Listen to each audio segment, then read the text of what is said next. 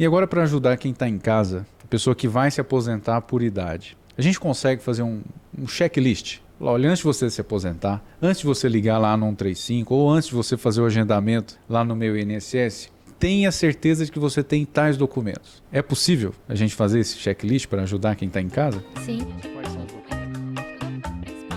Bom, começando mais um Papo de Aposentado, que é o podcast aqui do Escritório Escobar Advogados, onde a gente fala tudo sobre INSS, Previdência e aproveita para apresentar para vocês um pouquinho da nossa equipe aqui.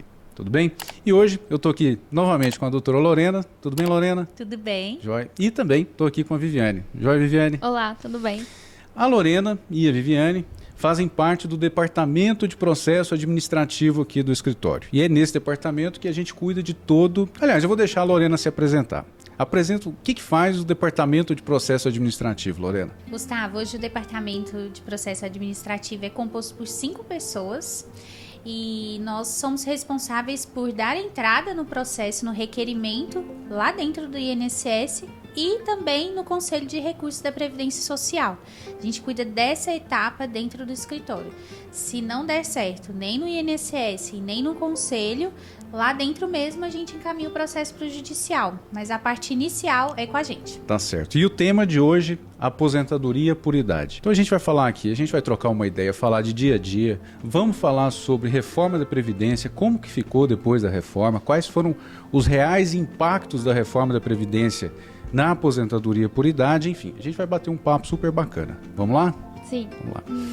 Bom, reforma da Previdência, né, a gente vai completar agora 2 anos, agora em novembro, 2 anos de reforma da Previdência. E eu queria saber, até para a gente explicar para quem está em casa nos assistindo, depois desses 2 anos, no dia a dia aqui, no nosso escritório, a gente atua somente com direito previdenciário, somente com aposentadoria, benefícios do INSS.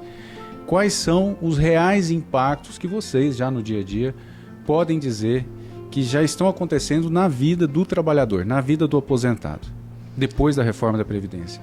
Gustavo, de forma geral, eu acredito que um dos maiores impactos é sobre o valor do benefício.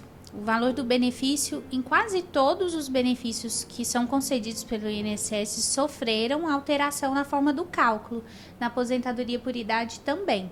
Anteriormente, ele era feito com base na média dos últimos, de 80% das contribuições, né, da pessoa Certo. ao longo da vida dela, a partir de 94, quando foi instituído o Plano Real. Hoje mudou isso, agora o cálculo é feito com base em 100% das contribuições, mas é aplicado um coeficiente menor que o 100%, é 60% dessa média e vai haver alterações de acordo com o tempo de contribuição dessa pessoa. Então, querendo ou não, hoje influencia muito, até na aposentadoria por idade, que anteriormente o requisito era bem simples, 15 anos de contribuição, 180 meses de carência, né? Uhum. Isso mudou. Houve um impacto, ao meu ver, principal com relação aos valores de benefício. Além disso, o que a gente também observou nas regras de transição, no começo o pessoal teve um pouco de dificuldade. No caso, a transição ela veio só para a mulher, né, nesse primeiro momento. Teve a mudança na idade, mas no caso da mulher, ela não vai... 62 anos, né? Isso. Não começou de imediato, né? Não começou de imediato. A cada ano foi subindo 6 meses na idade que seria necessário. E isso a gente está falando de aposentadoria por idade. A gente não está falando aqui também do impacto nos outros benefícios que com certeza também teve, né, Viviane? Sim, essa é exclusiva no caso para a idade. Pensão por morte teve bastante também. Aposentadoria por invalidez teve bastante mudança. Sim, a mudança principalmente com relação a essa Pensão por questão. morte. Dos valores. Na pensão por morte, o valor realmente ele impacta muito profundamente. Mas aí, essa mudança no valor, ela impactou, então não foi só na aposentadoria por idade. Não. Com a reforma da Previdência, o valor, eu acho que praticamente todos os benefícios caiu. De todos os benefícios, praticamente, Porque todos caíram. A maneira de fazer a média do valor Mudou. mudou. E dentro dessa mudança do valor, da média, se tem uma média principal e dessa média vai ter uma redução. Essa redução é diferente para cada benefício. Ao meu ver, minha opinião pessoal, claro, a pensão por morte é a que foi mais impactada, mas a aposentadoria por idade também.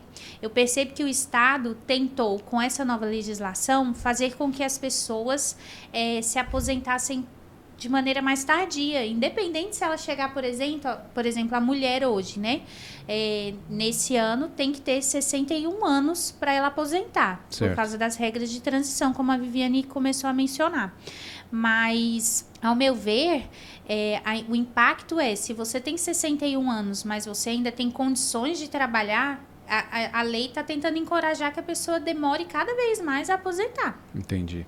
Quem já tinha direito adquirido, quem já poderia se aposentar antes da reforma, não foi prejudicado. Não, aí vai permanecer o direito se a pessoa cumprir os requisitos. Então, ela tem que, antes do dia 13 de novembro de 2019, ela já tem que ter a idade, o tempo para poder se aposentar. E mesmo essa pessoa, se ela quiser, a gente falou aqui, já foram 2 anos de reforma da Previdência. Mesmo se ela quiser requerer essa aposentadoria, ela está trabalhando, ela não vou aposentar agora.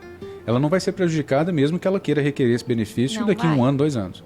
Continua mantendo o direito adquirido. Continua mantendo. Se ela cumprir os requisitos todinhos, ela vai poder pedir a aposentadoria. Inclusive, a análise, se ela tiver cumprido antes, vai ser de acordo com a lei antiga, não vai ser de acordo com a lei nova. A forma de... interessante você falar isso. A forma de cálculo mantém a maneira de fazer o cálculo, por mais que ela seja prejudicial hoje, para quem vai se aposentar hoje, mas para quem já tinha o direito adquirido, também vale a regra antiga. Isso mais mesmo. Benéfica, no caso. Uhum. A gente fala de direito adquirido, esse foi um dos argumentos que foram utilizados, né? O pessoal, mas quem tem direito adquirido não vai ser prejudicado.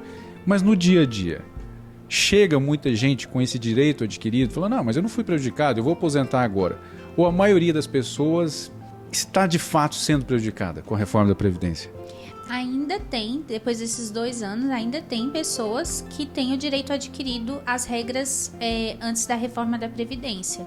Mas o que a gente percebe é que existe uma grande maioria que estava na expectativa do direito. Estava ali pertinho e acabou sendo prejudicado. Tem gente, em algumas outras regras de aposentadoria, não só na aposentadoria por idade, que estavam na eminência de aposentar. A mulher, por exemplo, se ela tivesse, na regra antiga, era 60 anos. Vamos supor que ela fazia 60 em dezembro. A regra mudou e ela teria que esperar mais 6 meses para aposentar, porque já no ano seguinte seria 60 anos e meio, né, em 2020. Então, houve sim esse prejuízo para as pessoas que estavam na eminência da aposentadoria. Por exemplo, se a mulher ela fez aniversário depois da promulgação da lei, ela já vai ter que se adequar às novas regras. Então, um dia já faz diferença. Entendi. Pois é, a gente está falando de aposentadoria por idade. Mas teve alguma modalidade de aposentadoria que não foi afetada com a reforma da Previdência? Nós tivemos sim. A aposentadoria rural, ela não teve mudanças. Então, ela continua tendo os mesmos requisitos. Que são...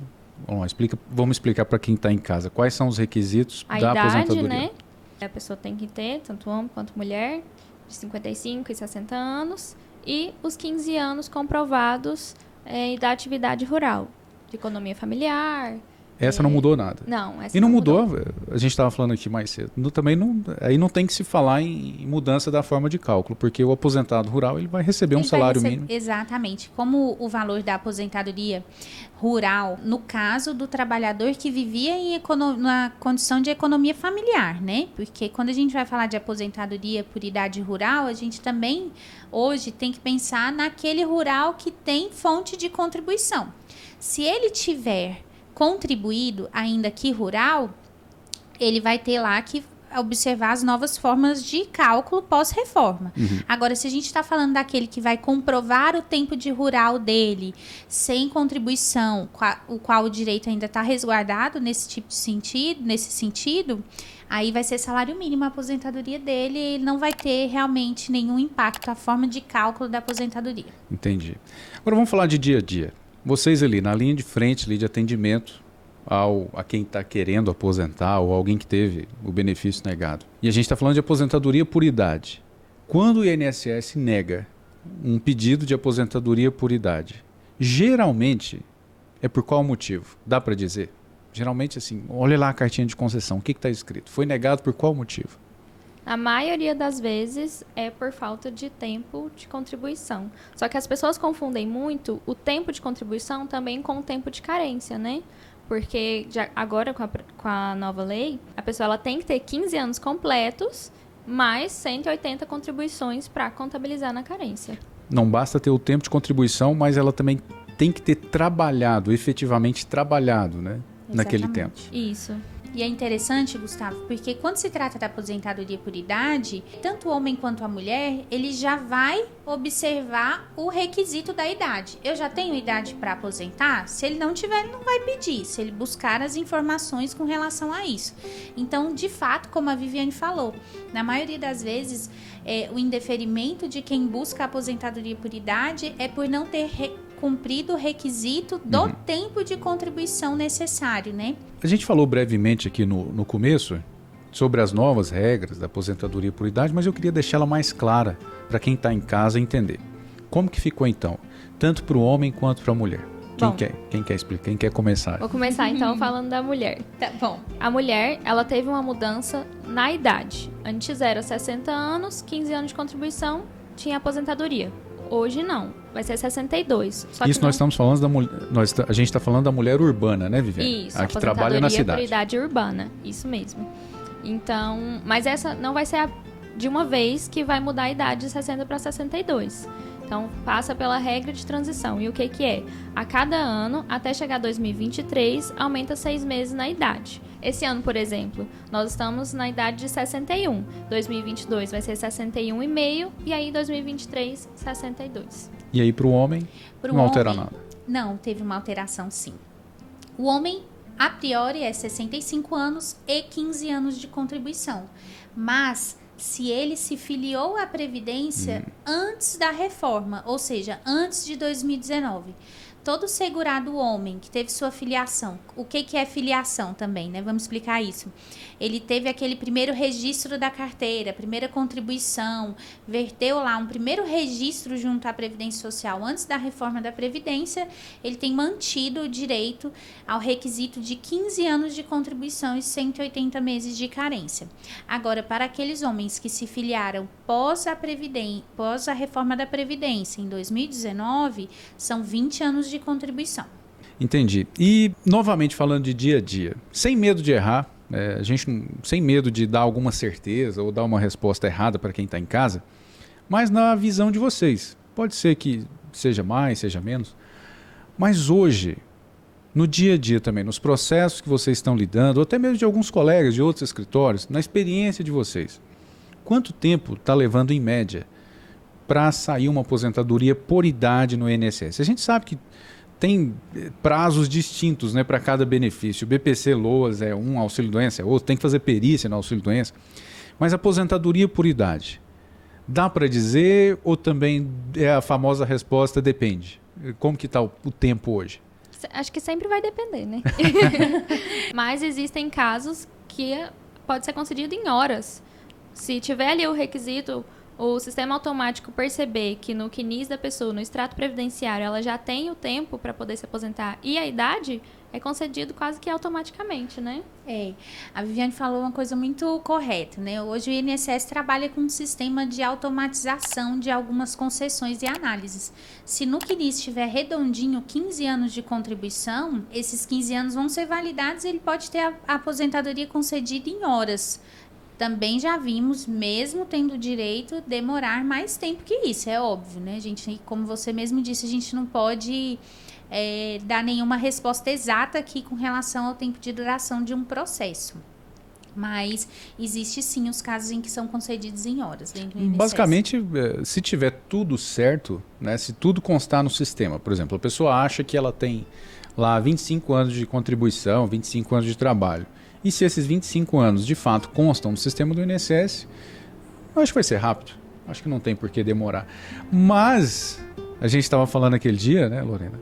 Não quer dizer que o benefício está certo. Sim. Não quer dizer que é porque saiu rápido porque que está certo. A gente até assusta, né? Quando sai rápido, a gente fala, nossa, vamos olhar, vamos ver se deu tudo certo. Tá, mas aqui. aí o que a pessoa pode fazer? Chegou a cartinha lá para ela, ela fica toda feliz, nossa, saiu rápido aqui meu benefício. Mas ela quer pegar e quer ver se está certo. Qual que é o primeiro passo? Qual que é o documento que a pessoa pega hoje, que o aposentado pega, para saber se a aposentadoria dele está certa? ele vai analisar a carta de concessão.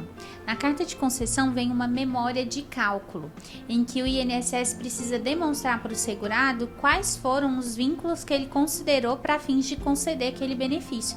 E é muito importante, mesmo no auge da felicidade de ter concedido seu benefício, ter calma, porque nem sempre aquela concessão pode ser realmente o seu direito. Entendi. Você pode ter tido uma análise errada, né? Como alguns casos vão ser analisados automaticamente, se o CNIS tiver 15 anos, por exemplo, a gente está falando de um segurado que tem 25 anos de contribuição, como você havia mencionado. Se lá tiver apenas registrados 15 anos, o INSS pode ter deixado de considerar 10 anos que impactam diretamente no cálculo do benefício dessa pessoa. Então, é muito importante que se observe a memória de cálculo que vem na carta de concessão, comparar com a sua própria documentação, com a carteira de trabalho, com os carnês, enfim, com aquela comprovação de registro que você tem junto ao INSS e verificar se foi feito corretamente. Tá bom, aí a pessoa se aposentou, recebeu a cartinha lá na casa dela, ela olhou a memória de cálculo e viu que tem alguma coisa errada, não está batendo a memória de cálculo do INSS com a carteira de trabalho, por exemplo. O que ela pode fazer? Quanto tempo ela tem? Onde que ela tem que reclamar? Enfim, qual que é o procedimento? Primeiro passo para ela corrigir alguma coisa que ela viu de errado. Bom, tendo a certeza, né, tendo feito o cálculo e que realmente a maneira que foi feito pelo INSS foi errada, a pessoa ela pode entrar com um pedido de revisão ou então com um recurso, através do meu INSS mesmo, e até no 135 também, né? Ela pode fazer isso sozinha também? Pode, ela pode fazer isso sozinha.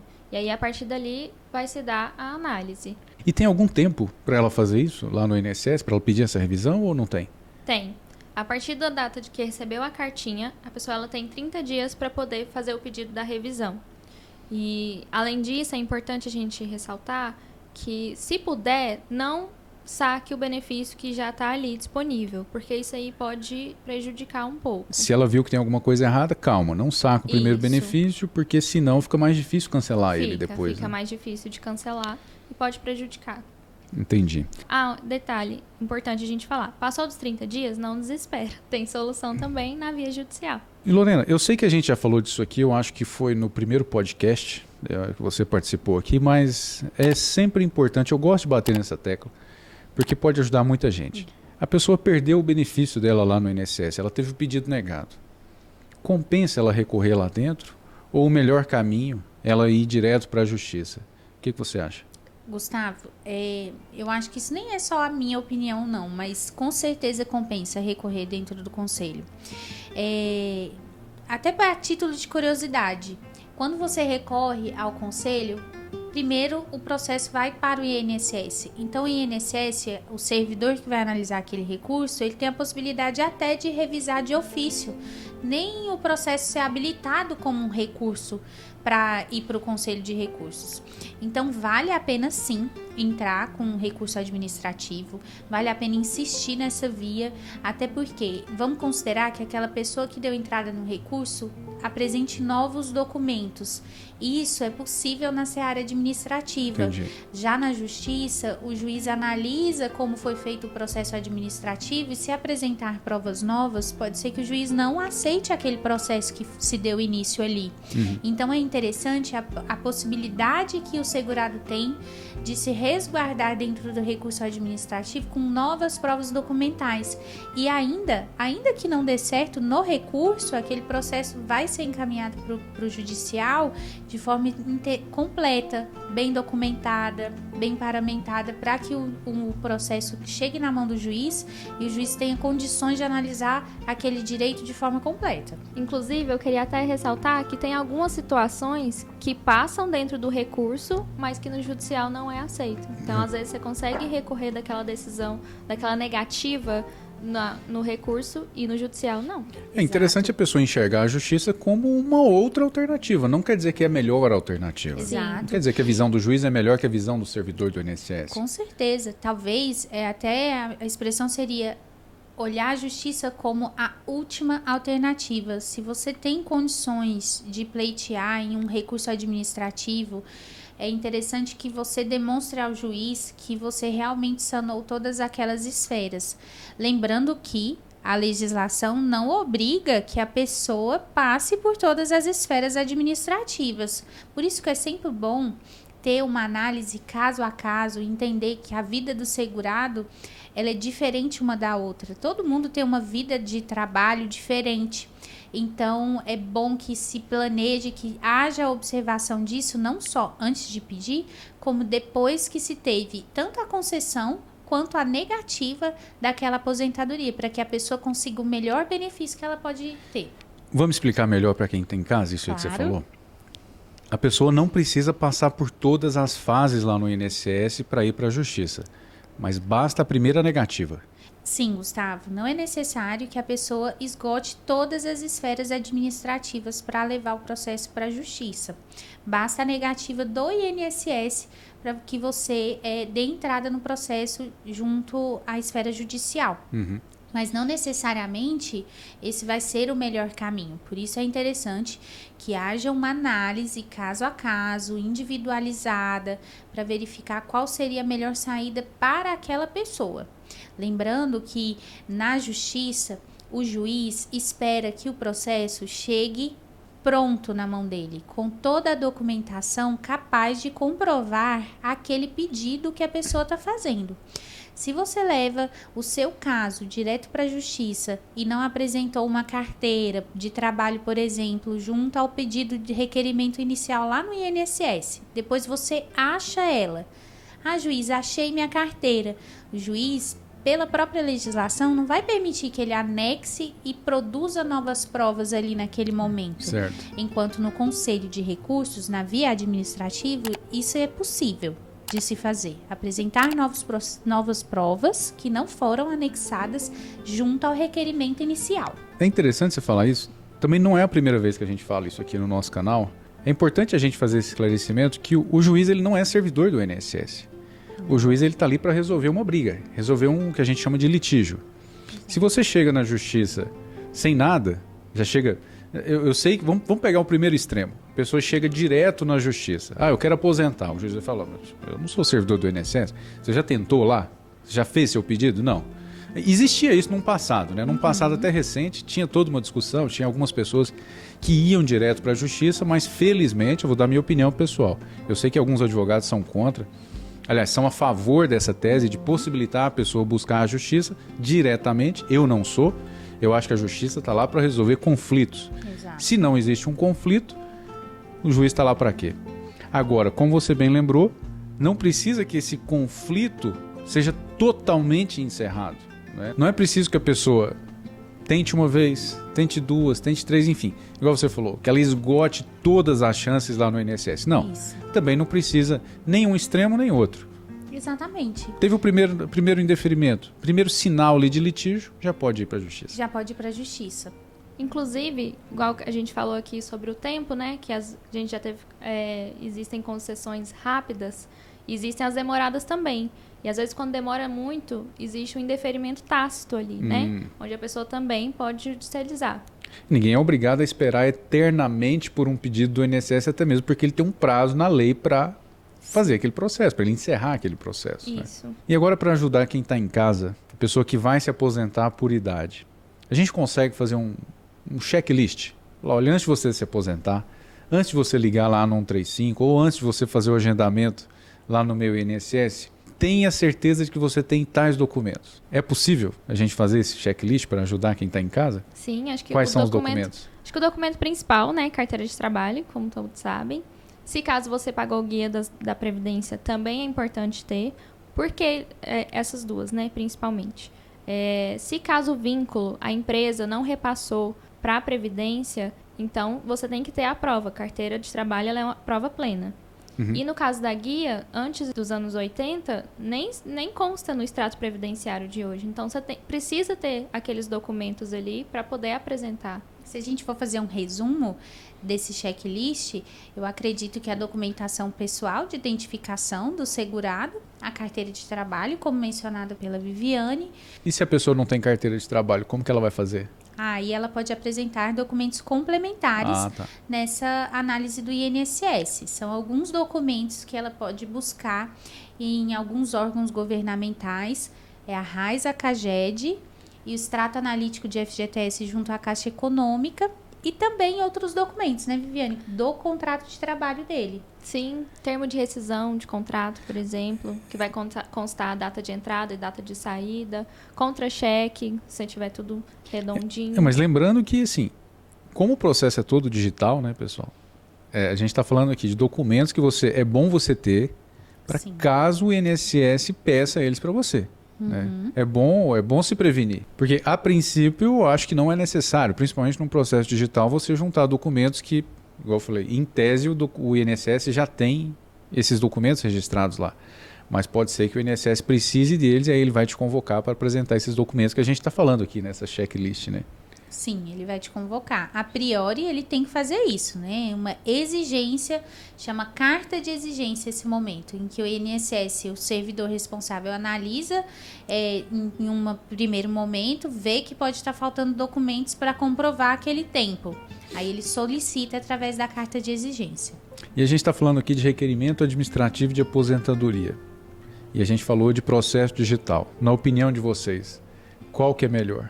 135 ou meu INSS? Sem dúvida, o meu INSS. Por quê? Exatamente por conta disso que a Lorena falou. Através do meu INSS, como está ali digital, você já consegue anexar os documentos no ato do requerimento. E se caso for expedida a carta de exigência, você também já consegue visualizá-la, antes mesmo não ter que depender do correio, né, para poder entregar. E já cumpriu o que está sendo solicitado. Até porque a exigência são 30 dias. Se você perder, aquilo ali pode prejudicar o processo de forma que às vezes não tem nem como recorrer. E é difícil? Não é difícil, né, pessoal, fazer o cadastro lá no site do INSS? Eu acho que é simples. É simples. O sistema digital do INSS, pelo GovBR, ele é bem autoexplicativo.